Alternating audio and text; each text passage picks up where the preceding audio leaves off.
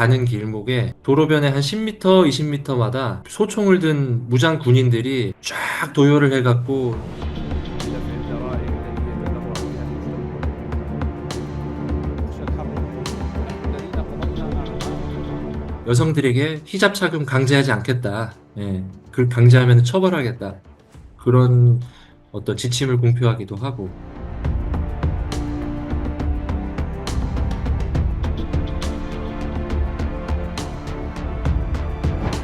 거기에서 원래 예정됐던 참석 인사들보다 장관들이 더 깜짝 방문을 해서 나도 축사를 하고 싶다. 오랫동안 관계를 맺어왔던 북한보다는 뭐 정말 이제 확 바뀌어버린 거죠.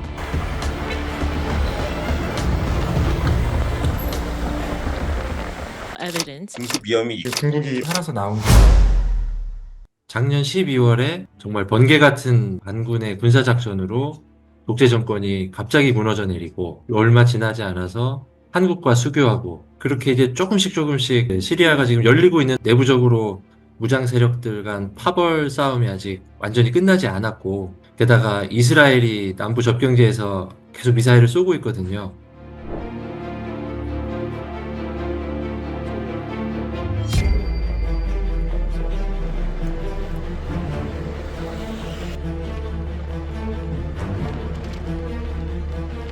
레바논에 있는 한국 대사관 분들이랑 같이 이동을 했는데 여러 그런 안전 문제를 고려를 해서 레바논 수도 베이루트에서 시리아 수도 다마스쿠스까지 방탄 차량을 타고 육로로 이동을 했습니다. 가는 길목에 도로변에 한 10m, 20m마다 소총을 든 무장 군인들이 쫙 도열을 해갖고 지키고 있더라고요. 혹시라도 한국에서 오는 대표단한테 무슨 일이 없도록 특별하게 안전 조치를 해놨다고 해서 조금 들어갈수록 편안하게 시리아로 진입을 할 수 있었고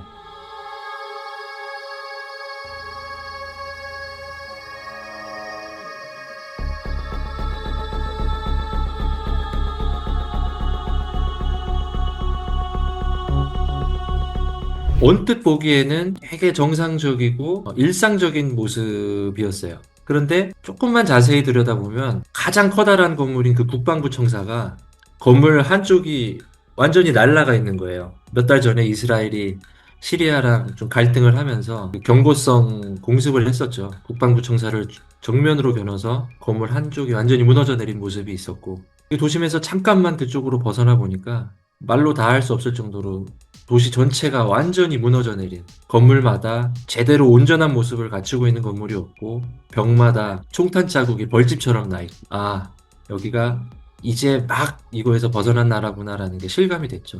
어느 한 지역에서 미국이랑 영국 이런 데서 온 자원봉사자들이 폭발물 제거 작업을 하고 있었어요. 저희가 차에서 딱 내리니까 바로 저희한테 손짓을 하면서 그쪽으로 이동하지 말고 건물 뒤로 와서 서달라고 이쪽으로 피해달라고 하고 5분에서 10분밖에 안 지났는데 바로 뻥 하고 터뜨리는 작업이 있었고 이분들이 여기에서 불과 4개월 정도? 3개월 정도 작업을 하고 있었는데 지금까지 500개 넘는 폭발물을 찾았대요. 바로 옆에 한 무리의 청년들이 오토바이를 타고 와갖고 한참 구경을 하길래 가서 이제 좀 인사를 걸고 대화를 시도를 했더니 그 중에 한 분이 자기 왼쪽 다리 바지를 이렇게 바짓단을 보이면서 내 다리를 봐라. 지금 이거 플라스틱으로 만든 의족이다. 라고 하면서 본인이 피란 갔다가 올해 1월에 돌아왔는데 이 동네에서 지뢰가 터지면서 그렇게 다리를 잃었다고 설명을 해주시더라고요. 시리아 지금 인구가 한 2천만 명 정도라고 하는데요. 2,100만 명. 해외로 그때 당시 피란 갔던 사람들이 최대 600만 명까지 됐습니다. 지금 돌아온 사람들이 한 150만 명 정도 된다고 하는데 아직도 해외 피란길에 올랐던 사람들 절반 이상이 못 돌아오고 있고요.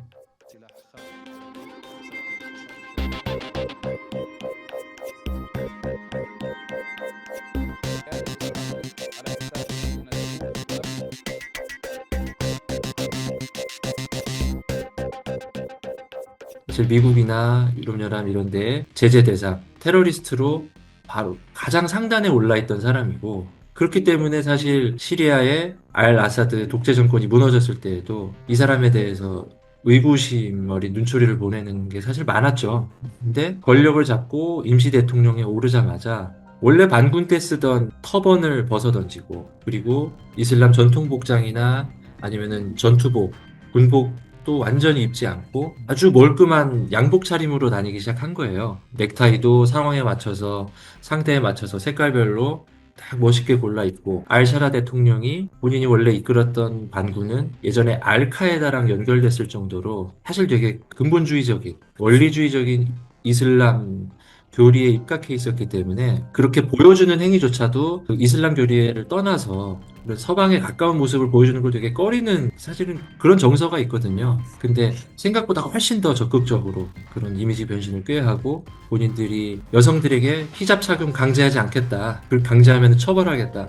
그런 어떤 지침을 공표하기도 하고 본인들이 국제사회와 소통할 수 있는 정상적인 안정적인 정부라는 것을 어필하기 위해서 상당히 노력을 많이 하고 있다는 인상을 받았습니다. 교육 수준도 상당히 높은 인력을 갖췄고 경제적인 저력이 큰 나라인데 오랫동안 고립되면서 경제는 사실 거의 파탄 지경에 이르렀고요. 외부의 지원이 지금 절실한 상황입니다. 한 319조 원, 320조 원 정도가 필요하다고 하더라고요.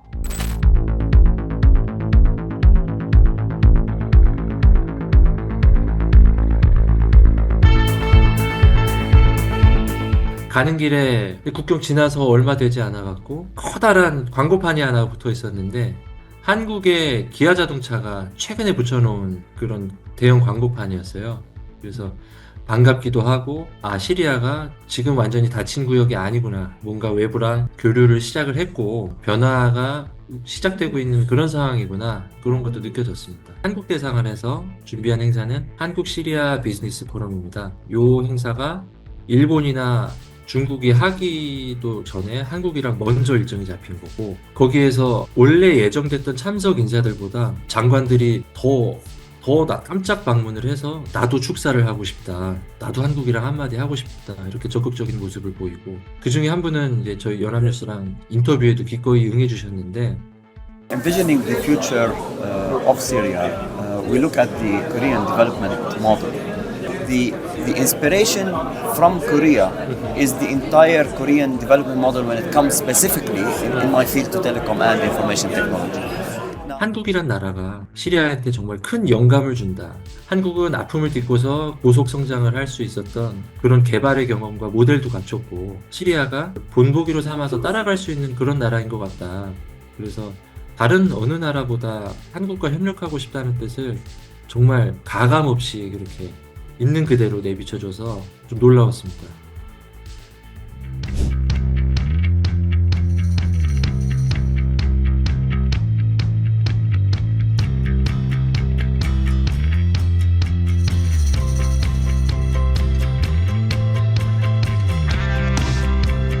시리아 자체가 경제가 회복되면은 시장 자체로서의 가치가 있다고 보는 분들이 많더라고요. 시리아는 인구가 2,100만 명이 넘기 때문에 그리고 국토도 상당히 넓고 또 들은 얘기인데 어떤 시리아 분들이 자신들이 얼마나 근면하고 성실한지에 대해서 얘기를 하면서 우리는 A2-3로 일한다. A2-3라는 게 아침 8시부터 오후 3시까지 정해진 시간이지만 우리는 아침 8시에 출근해서 새벽 3시까지 일하고 퇴근한다. 야근도 불사한다. 뭐 그런 의지를 보여준 거예요.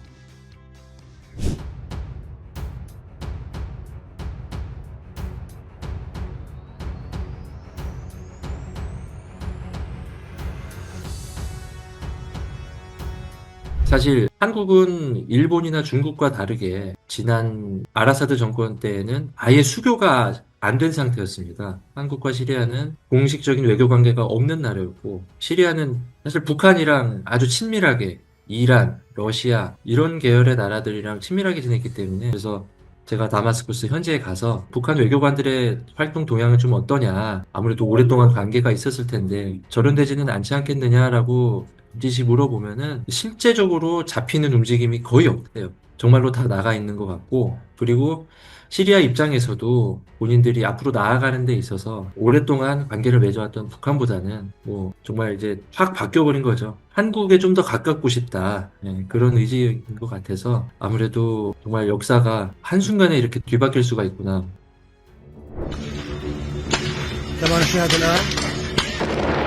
شباب في عندنا قصف شباب قصف يا شباب خذونا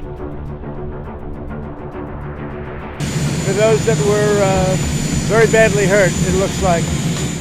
지난 3월에 서쪽 해안가에서 알라위트파, 예전 아사드 정권 쪽이랑 가까운 종파에서 무장 봉기가 있었고요. 그리고 7월에는 이스라엘 접경지 지역에서 남부 쪽에서 드루즈족이 베두인족이랑 싸우는 과정에서 임시정부가 베두인족 편을 들고, 근데 이스라엘이 나서서 이 드루즈족 편을 들면서 이게 약간 대리전처럼 충돌이 벌어지기도 하고, 이 사실 이웃 국가인 이스라엘은 자국의 안보이기 때문에 시리아를 그렇게 종파적으로 좀 분할하는 그런 안을 좀 염두에 두고 있다는 관측들도 있거든요. 앞서 말씀드렸던 시리아의 그런 지정학적 가치, 특히 시리아가 완전히 서방 쪽에 편입될 경우에 그 인접 지역에서 이란의 영향력을 완전히 봉쇄할 수 있는 그런 위치에 있기 때문에 여러 나라들이 자기들이 먼저 우선적인 영향권을 행사하고 싶어서 사실은 각축전을 벌이고 있는 상황입니다. 아무래도 이것 역시 임시정부가 빨리 안착해야지만, 그래서 외교적인 스탠스를 좀 명확히 해야지만 정리될 수 있는 부분이어서 그때까지는 불확실성이 있어 보이는 것도 사실입니다.